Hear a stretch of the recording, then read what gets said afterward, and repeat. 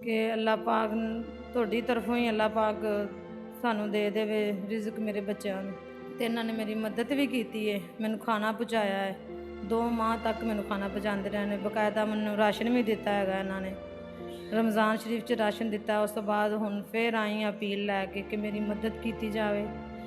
मतलब हम क्या काम ऐसा करें कि आपके लिए आसानी हो?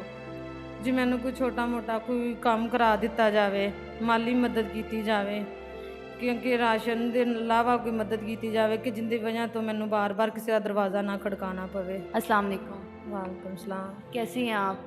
ठीक ठाक, शुक्र अल्लाह पाक का। तो आप गंजबख्श वेलफेयर ट्रस्ट तक कैसे पहुँची? जे असीं इत्थों एक दिन गुजरे सी ते बच्चे बाहर खाना खिला रहे सी, उन्हां कोलों पुछया ते उन्होंने कहा कि साडा बकायदा दफ्तर है, उत्थे लेडीज़ ने लेडीज़ दा गल सुनदे ने मैडमां ने, तुसीं उत्थे चले जाओ।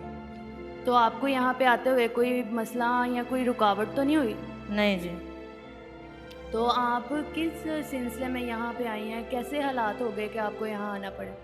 जी मेरे हालात बड़े ख़राब सी, मेरा मियाँ फौत हो गया ने, घर अपना नहीं हैगा, किसी ने खुदा तरसी करके बिठाया होया है। 4 बच्चे ने, 2 बेटियां ने, 2 बेटे ने, कमाने वाला नहीं हैगा।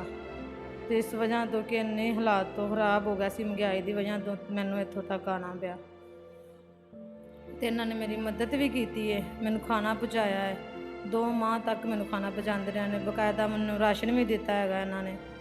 रमज़ान शरीफ 'च राशन दिता, उस तो बाद हुण फिर आई अपील लैके कि मेरी मदद की जाए कि अल्लाह पाक ਤੁਹਾਡੀ तरफों ही अल्लाह पाक सानू दे देवे रिज़क मेरे बच्चों ਨੂੰ।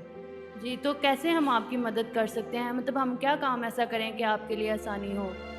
जी मैनू कोई छोटा मोटा कोई काम करा दिता जाए, माली मदद की जाए, क्योंकि राशन के अलावा कोई मदद की जाए कि जिंदी वजह तो मैनू बार बार किसी का दरवाज़ा ना खड़काना पवे।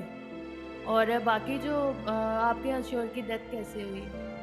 मेरे शोहर की डेथ हुई है, पहले उन्होंने बहुत मसला बन गया से, कारोबार खत्म हो गया सी, गाँव चले गए, उत्थे वो बीमार हो गए, उन्होंने फालज का अटैक होया, फिर उन्होंने 3 दिल के अटैक होए, जिंदी वजह तो फौत हो गए। तो उसके बाद आपका गुजर बसर कैसे चलना लगा? मेहनत मजदूरी करके जी। चले, हमारी अपील है मुखैर हजरात से कि जो भी इनको देखते हैं, अगर वो खुद से इनकी मदद करना चाहता है तो हम ज़रूर हमसे कांटेक्ट करें, आके आप डायरेक्ट इनसे मिल सकते हैं, इनसे बाकी की जो इनके हालात की मसले हैं आप जान सकते हैं। और हमारे जायज़ कैश नंबर दिए जा रहे हैं नीचे, आप यहाँ से कांटेक्ट कर सकते हैं, ऑफिस तशरीफ़ ला सकते हैं और खुद इन लेडीज़ से मिलकर इनसे बात कर सकते हैं और इनकी जितनी हो सके ज़्यादा से ज़्यादा मदद कर सकते हैं।